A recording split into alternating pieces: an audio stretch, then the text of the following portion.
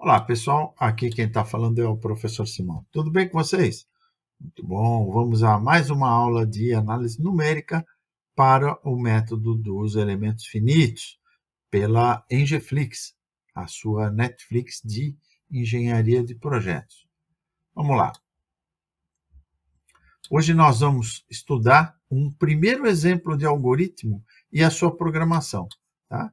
Então, nós vamos criar um algoritmo para encontrar as raízes reais de uma equação quadrática, né? Uma equação do segundo grau. Tá? Lembram da equação do segundo grau? Então, é um programinha facinho, né? Para a gente começar a treinar. Tá? Bom, qual que é a fórmula da equação quadrática? Essa aqui, né? Ax ao quadrado mais bx mais c igual a zero. E a fórmula para o cálculo das suas raízes? Menos b mais ou menos raiz desse aqui dentro do discriminante, né? Delta, né? Ou d, se preferirem. Tá? Raiz quadrada de b ao quadrado menos 4ac. Aqui ele está em valor absoluto, né? Tomar o módulo. Tá? Sobre 2a. Por que tem x1 e x2? Porque tem duas raízes, né? Vocês lembram da equação do segundo grau? Se a gente desenhar um plano cartesiano aqui, vou desenhar um tipo só de equação com a boca para baixo. É uma parábola, né? Tá? Aqui vocês têm a raiz x1, ou x', e aqui a raiz x2. O que significam essas raízes?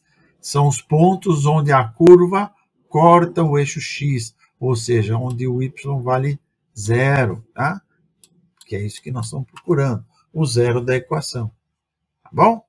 Então, é x1 quando a gente usa o sinal de mais e x2 quando a gente usa o sinal de menos.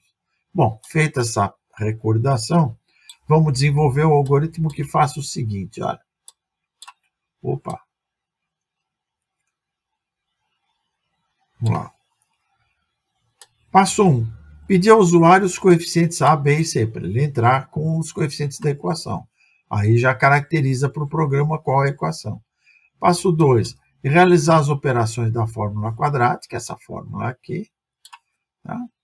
Antecipando todas as eventualidades, né? Vocês têm que prever, por exemplo, uma eventual divisão por zero, tá? Ou cair em raízes complexas, né? Como é que o programa deve se comportar? Passo 3, fornecer a solução, ou seja, o valor das raízes, tanto faz x1, x2, x', x2', tá? Isso não importa. Passo 4, dê ao usuário a opção de voltar ao passo 1 e repetir o processo. Tá? Então, a gente vai examinar aqui. Solução. Para desenvolver o algoritmo, a gente vai utilizar um método que vai do geral para o particular. É o método top-down. A gente vai refinar cada vez mais o algoritmo, em vez de detalhar tudo na primeira vez. Tá?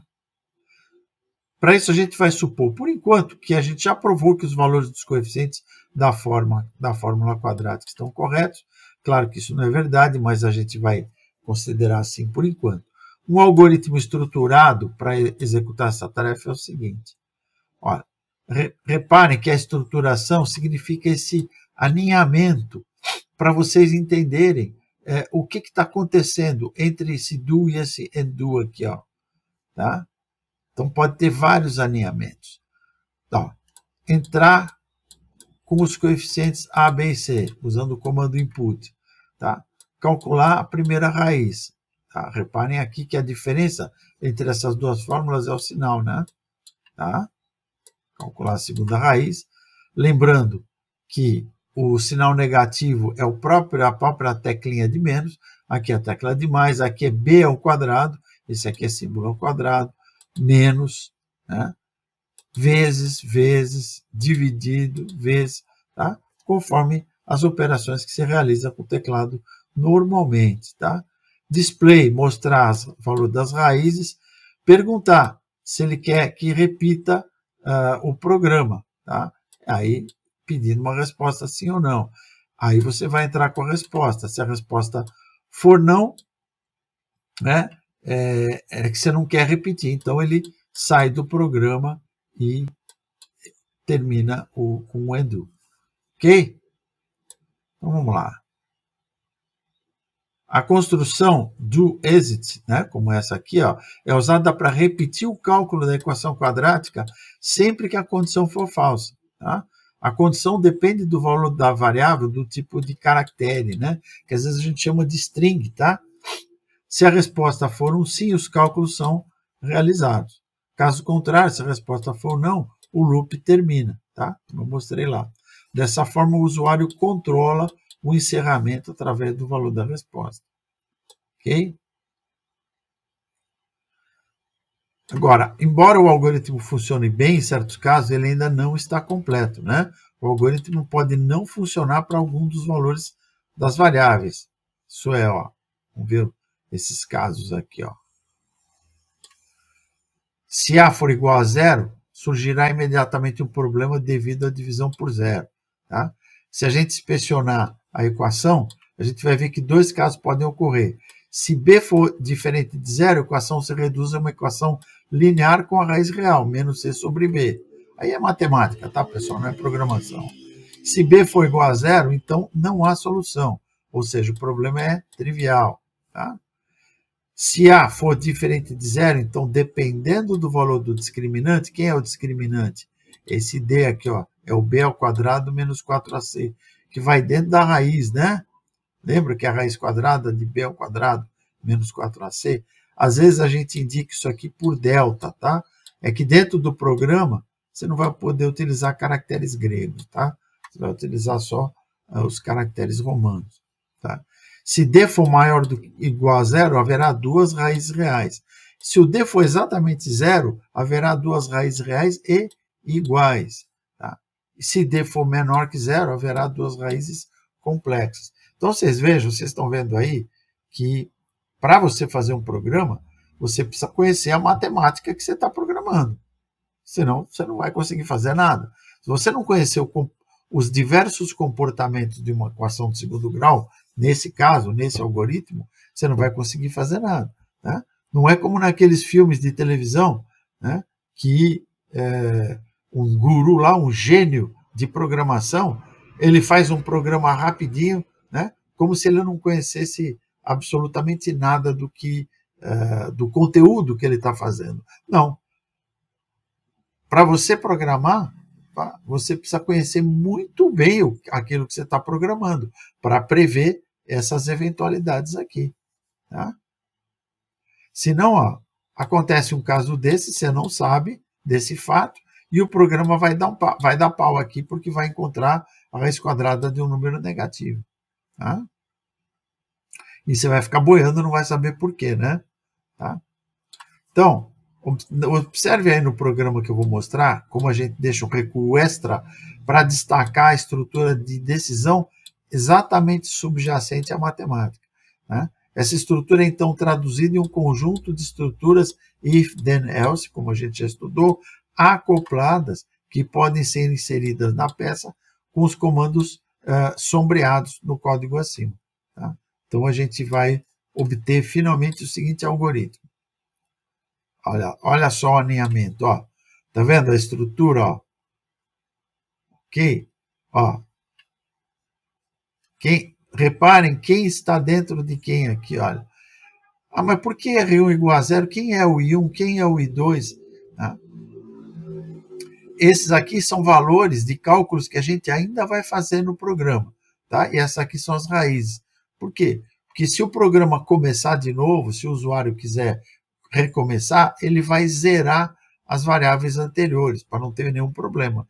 E você vai entrar com novas variáveis. Você vai entrar com A, com B e com C. Ele zera as anteriores, tá? E carrega... ele zera os resultados anteriores, tá? E carrega os coeficientes da equação. Tá? Aí vem uma série de condicionais que vocês vão estudar fazendo o programa. Isso aqui está numa linguagem bastante próxima ao Fortran, tá? Vocês podem fazer esse programa na linguagem que vocês quiserem. Então, vocês vão escrever esse programa na linguagem que vocês usam, seja um Python ou um Octave ou um Scilab ou um MATLAB, o que vocês quiserem, tá? Vocês vão escrever, que não adianta eu ficar cantando aqui o programa, olha, nova variável, olha, tá? Variável discriminante, aqui abreviado, ó, B ao quadrado menos 4 vezes A vezes C, o cálculo das raízes aqui, tá?